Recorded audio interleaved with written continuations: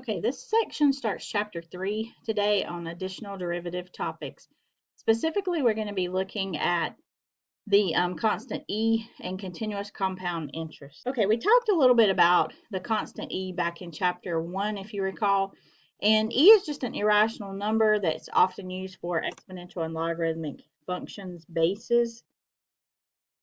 And we defined it by looking at the limit of this expression as n goes to infinity, or in other words, as n gets larger and larger, then this is going to get closer and closer to the value for E. Okay, so we define E to be this number here, 2.717 and so forth. So there's no, like, even if we wrote 100 digits, it wouldn't be exact. So we always have, if we're writing a decimal, it's always going to be an approximation to E.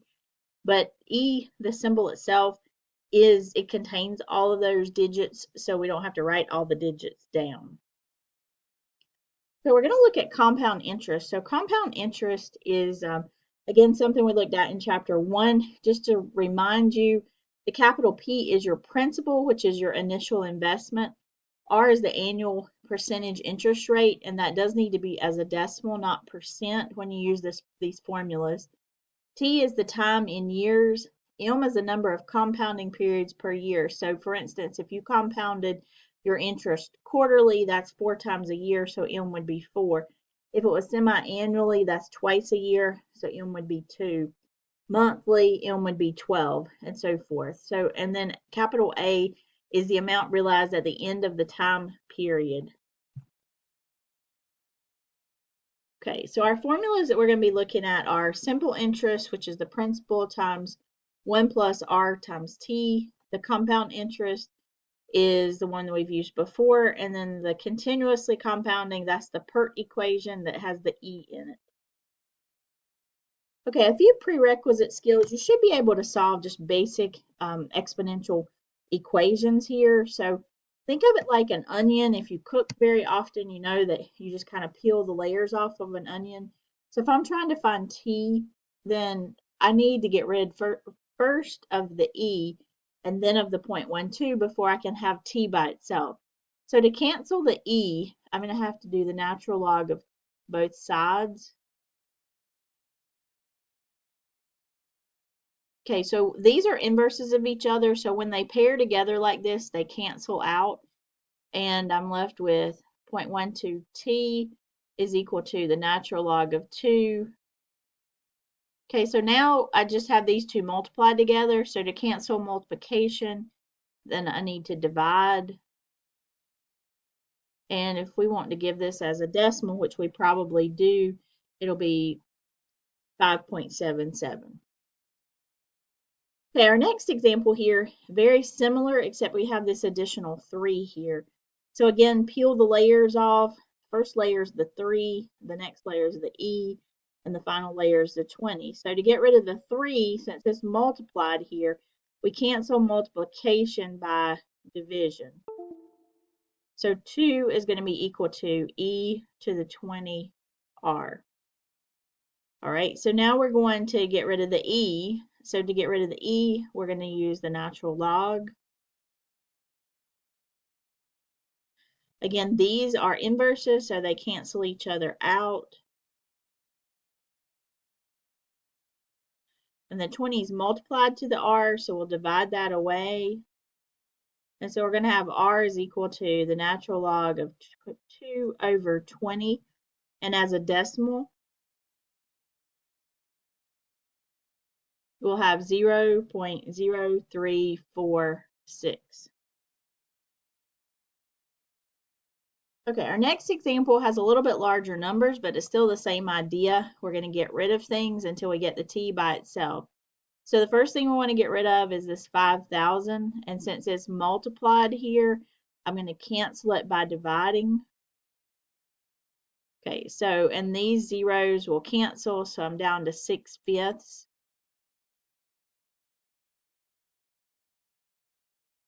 Okay, so next thing we want to cancel the E.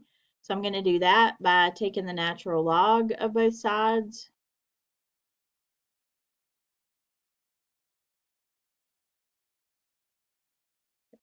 So again, when they pair together, they're going to cancel each other out.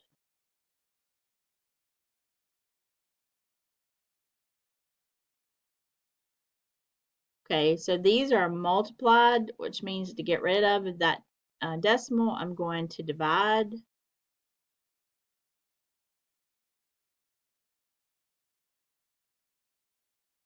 Okay, and then I'll just put this in my calculator, and I'll have 5.609.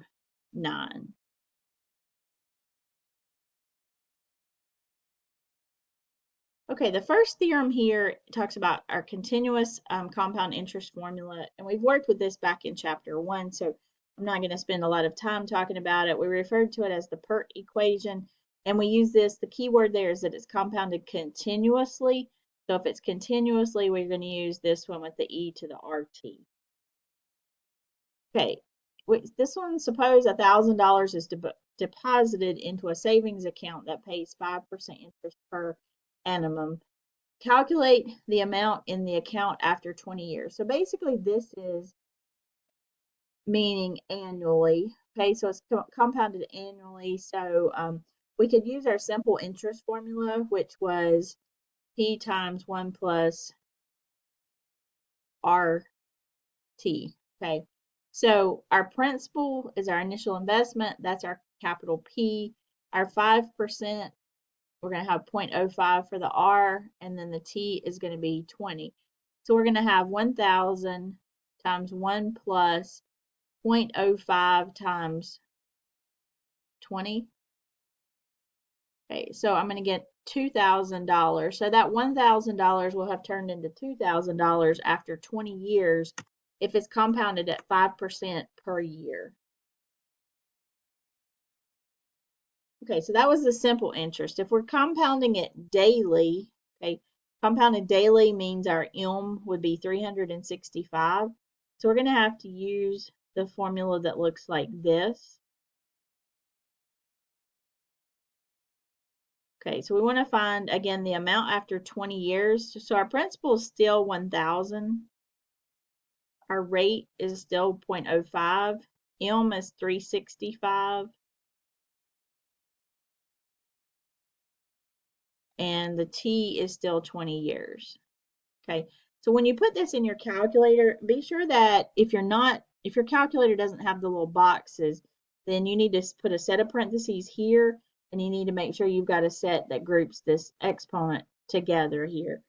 And when you do that, I would suggest verifying that you can put it in your calculator correctly. You end up with this amount here. So basically, if we compound our interest one time per year, we get $2,000 after 20 years.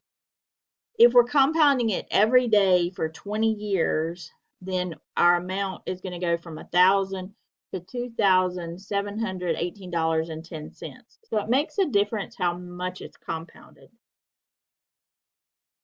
And then if it's compounded continuously, I'm going to use the PERT equation, which I think is the easiest one to use.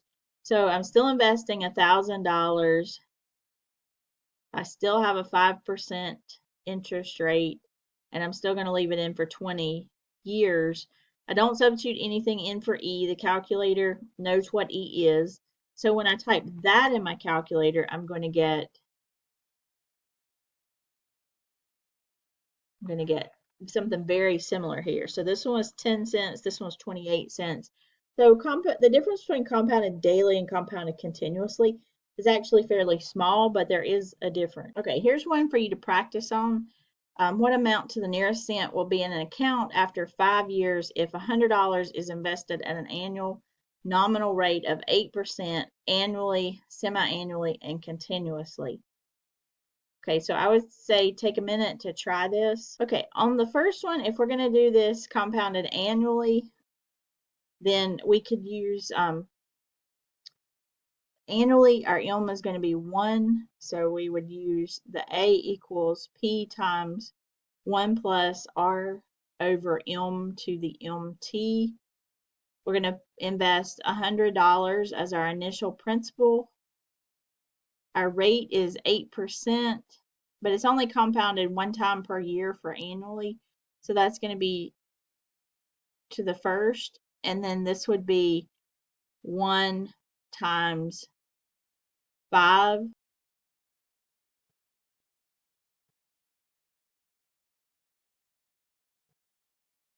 Okay, so we get 146.93. Okay, and just be sure when you're putting this in your calculator, it's not so important on these ones, but this needs to be grouped together and this one needs to be grouped together. Okay, semi-annually, M is going to be 2, so I'm going to have 100 times 1 plus 0.08 divided by 2 to the 2 times 5. And so when I put that in the calculator, I do get the 148.02. Okay, so make sure you have a set of parentheses here and a set here. And then the last one, compounded continuously, that's going to be our PERT equation. So we're going to do 100e to the 0.08 times 5. And that's going to give me $149.18. So you can see the more times it's compounded, the higher the return is going to be for you. Okay, so we've got if $1,000 is invested at 6% interest compounded continuously, what is the account balance after 5 years? If we want to know the account balance after 5 years, then and it's compounded continuously, then we're going to definitely use the PERT equation. So the amount is going to be our $1,000 investment times E.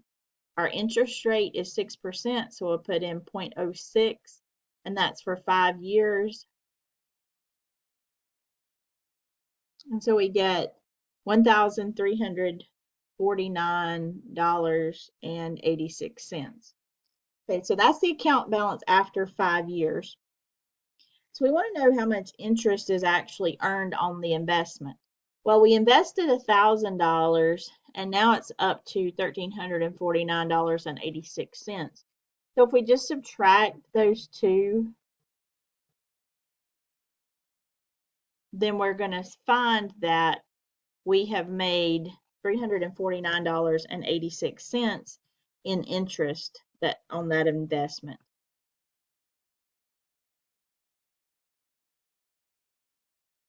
All right, next example, how long will it take an investment of $5,000 to grow to $8,000 if it's invested at 6% compounded continuously?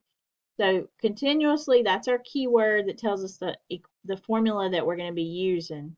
We've just got to plug everything into the right place. So how long, so it's asking us what is the T? How long will it take an investment of $5,000? So that's our initial investment, that's our P, to grow to 8,000. So this time they're actually telling us the amount we want to end up with, so that's our A. And then if it's invested at 6%, so that's our rate. Okay. All right, so I'm going to plug everything in. So that's going to be 8,000 for the A, 5,000 for the P, 0.06 for the R, and then it's going to be in, we don't know, for T years. Okay. So this is why we did some of those preliminary problems earlier. Because if we want to solve this for T, we've got to peel these layers away, and the first layer being the 5,000. So I'm going to take that and divide it away. Keep in mind it's multiplied to the E, so to get rid of multiplication, you have to divide. Okay, when I do that, I'm going to have 8/5 is equal to E to the 0.06 T. Now I want to cancel the E, so I'll do the natural log of 8/5 and the natural log of this side of the equation here. Natural log and E are inverses, so they cancel each other out. Okay, and then these are just multiplied together, so that means I need to divide it away. So T is going to be equal to 7.83 years. Okay, one for you to practice on. How long will it take an investment of $10,000 to grow to $15,000 if it's invested at 9% compounded, again, continuously? Okay, so try this if you'd like. Since it says continuously, we're going to have A equals PE to the RT. So when we read through this, we're investing 10,000. We wanted to end up at 15,000, and it's invested at 9%. Okay, so we'll have 15,000 is equal to 10,000 E to the 0.09 times t, which is what we're solving for. Okay, so we're going to start and get rid of all the things leading up to the t. So I'm going to divide by 10,000. So 15, if I just reduce 15 over 10, that's going to be 3 over 2. Okay, we'll do like we've done before and take the natural log in order to cancel this e. Okay, and we'll have 0.09t on the right and the natural log of 3 over 2 on the left. Then finally, these two are multiplied, so we want to divide that. Okay, so t, when I put this in the calculator, is going to be 4.51 years. So it takes about 4.5 years for our investment to grow from 10,000 to 15,000 if it's being invested at 9% and it's being compounded continuously. Okay, a quick way to find doubling time for continuously compounded growth at R% interest is using this formula, the natural log of 2 over the rate, and that gives us the doubling time. Okay. Tripling time would be the natural log of 3 over R and so forth. Okay, so how long will it take for an investment to double if it's invested at 5.75% compounded continuously? So we do have continuous compounding. We're looking for the time it's going to take for it to double. So that'll be the natural log of 2 divided by the rate. So the natural log of 2 divided by 0.0575. Always move your decimal. Okay, so the natural log of 2 divided by 0.0575 is about 12.05 years. So it's going to take, regardless of what you start with, the investment is going to take about a little over 12 years in order to double. And here, if we want it to triple, again, it has to be compounded continuously to apply this. So our time to take it's going to take for it to triple is going to be the natural log of 3 because we're talking about it tripling. So tripling is 3 divided by the rate, which is 0.055. So move that decimal 2 places, so 0.055. So our time is going to be approximately 19.97 years.